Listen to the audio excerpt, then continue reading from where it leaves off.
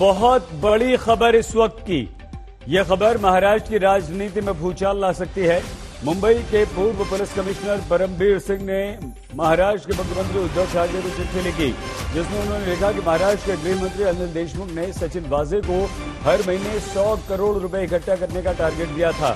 चिट्ठी में परमबीर सिंह ने यह भी लिखा कि अनिल देशमुख ने सचिन वाजे को 100 करोड़ रुपए की उगाही का ढंग भी बताया था। हालांकि अनिल देशमुख ने ट्वीट करके आरोप को तुरंत खारिज भी कर दिया है।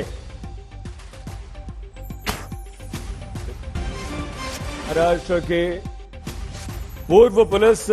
महाराष्ट्र के मुख्यमंत्री को मुंबई पुलिस के पूर्व कमिश्नर परमबीर सिंह ने एक बहुत बड़ा आरोप गृह मंत्री अनिल देशमुख पर लगा दिया है और इसके लिए उन्होंने राज्य के मुख्यमंत्री उद्धव ठाकरे को चिट्ठी लिख दी। लेकिन परमबीर सिंह के आरोपों को गृह मंत्री अनिल देशमुख ने तुरंत नकार दिया है।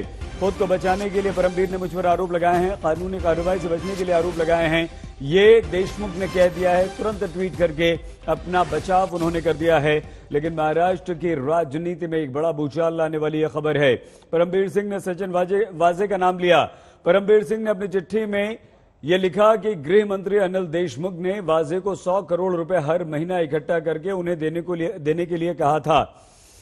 पूर्व मुंबई पुलिस कमिश्नर ने अनिल देशमुख गृह मंत्री पर हर महीने 100 करोड़ रुपए मांगने का आरोप लगाया है।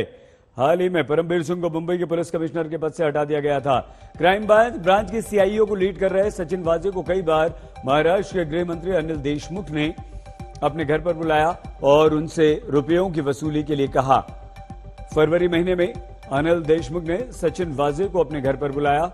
इस दौरान अनिल देशमुख के पर्सनल सेक्रेटरी पलांडे भी वहां पर मौजूद थे। गृह मंत्री ने सचिन वाजे से हर महीने 100 करोड़ रुपए की मांग की। गृह मंत्री ने सचिन वाजे को रुपए की वसूली का तरीका भी बताया। गृह मंत्री ने कहा कि मुंबई में 1750 बार रेस्टोरेंट्स हैं, जिनसे 2-3 लाख रुपए भी अगर वसूला जाए तो महीने का कलेक्शन 40 से 50 करोड़ रुपए तक हो जाएगा।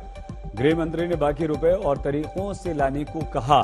तो ये चिट्ठी में कुछ महत्वपूर्ण बातें थी जो हम बता रहे हैं। एक बार हम फिर से आपको चिट्ठी दिखा रहे हैं, जल्दी से पढ़ के सुना देते हैं। क्राइम ब्रांच की सीआईओ को लीड कर रहे सचिन वाजे को कई बार महाराष्ट्र के गृह मंत्री अनिल देशमुख ने अपने घर बुलाया और उनसे रुपयों की वसूली के लिए कहा। फरवरी महीने में अनिल देशमुख ने सचिन वाजे को अपने घर पर बुलाया। इस दौरान अनिल देशमुख के पर्सनल सेक्रेटरी पलांडे भी वहां पर मौजूद थे। गृह मंत्री ने सचिन वाजे से हर महीने 100 करोड़ रुपए की मांग की। गृह मंत्री ने सचिन वाजे को रुपयों की वसूली का तरीका भी बताया। गृह मंत्री ने कहा कि मुंबई में 1750 बार रेस्टोरेंट हैं, जिनसे 2-3 लाख रुपए भी वसूले जाएं तो महीने का कलेक्शन 40 से 50 करोड़ रुपए हो जाएगा। गृह मंत्री ने बाकी रुपयों को और तरीकों से लाने के लिए कहा। हमारे साथ पंकज उपाध्याय हमारे संवाददाता इस वक्त जुड़ चुके हैं। पंकज, ये खबर बीजेपी के लिए बहुत बड़ी खबर है, क्योंकि बीजेपी न सिर्फ उद्धव सरकार को घेरेगी बल्कि एनसीपी पर भी उतनी ही जोर शोर से हमला बोलेगी, और जो कि बोलना बीजेपी ने शुरू कर दिया है। इस चिट्ठी का क्या मतलब है पंकज, और ये कितनी मुसीबत का सबब बन सकती है उद्धव ठाकरे के लिए, उनकी सरकार के लिए, अनिल देशमुख के लिए?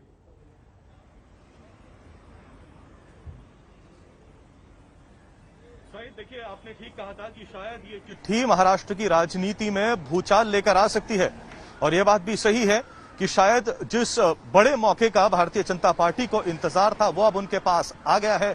अब पूरी तरीके से उस मुद्दे को भुनाने की कोशिश करेगी। भारतीय जनता पार्टी के 2 वरिष्ठ नेता किरीट सोमैया और राम कदम ने तो हमला बोलना शुरू भी कर दिया है। ये सवाल उठा दिए हैं कि अनिल देशमुख के अलावा वो कौन ऐसे नेता थे जो इस तरीके के आदेश दिया करते थे अफसरान को। राम कदम का कहना है कि पुलिस महकमा तो बस एक ही महकमा है, इसके अलावा सरकार के पास करीब 22 ऐसे महकमे हैं जहां पर इस तरीके के ऑर्डर्स क्या दिए जाते थे। उन तमाम मंत्रियों के नाम सामने आने चाहिए, इन्वेस्टिगेशन होनी चाहिए, और अब इस सरकार को बने रहने का कोई भी अधिकार। यहाँ पर कुछ हलचल है मेरे ख्याल से अनिल देशमुख के घर के, हम यहाँ पर आगे जाने की कोशिश करेंगे। सईद, शायद अनिल देशमुख इस वक्त निकल रहे हैं। ट्वीट के जरिए उन्होंने अपनी प्रतिक्रिया तो दे दी है, कहा ये तमाम झूठे इल्जाम लगाए गए हैं। अब क्योंकि लीगल प्रक्रिया से परमबीर सिंह बचना चाहते हैं, उन तक बात पहुंचेगी, क्योंकि अब केस के तार धीरे धीरे परतें खुलती जा रही हैं, इसलिए ये उन्होंने झूठे इल्जाम लगाए हैं। ये देखिए, ये जो बोर्ड लगा है ज्ञानेश्वरी का, यहीं पर ये निवास स्थान है गृह मंत्री अनिल देशमुख का, और हलचल यहां पर अचानक बढ़ गई है। देखिए पुलिस की यहां पर देखिए पुलिस यहां पर मौजूद है। अंदर के हलचल हमें देखने की कोशिश करता हूं। ये बताया गया है कि गृह मंत्री यही है, आज अंदर ही है, मुंबई में ही है, तो पूरी नजर बनाएंगे शहीद अगर यहां से अनिल देशमुख आते हैं, कुछ बयान देते हैं। लेकिन एक बार फिर से ताजा तस्वीरें आपको दिखा देना चाहते हैं। यहां पर गृह मंत्री इस वक्त कंट्रोवर्सी में आ चुके हैं। भारतीय जनता पार्टी ने उन पर हमला बोल दिया है।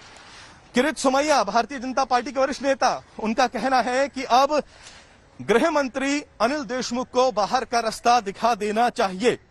कल ही अनिल देशमुख जी ने ट्विटर पर यह जानकारी दी थी कि एनसीपी सुप्रीमो शरद पवार से वो मिले थे, एंटीलिया बॉम्ब स्केयर के बारे में उन्होंने पूरी जानकारी ली थी। और जो ये अफवाहें उड़ रही हैं कि उन्होंने अपना इस्तीफा दे दिया है, उन्होंने कहा था ये तो बिल्कुल ही बेसलेस है। लेकिन 24 घंटे के अंदर ही अंदर देखिए तस्वीर कैसे बदल गई है।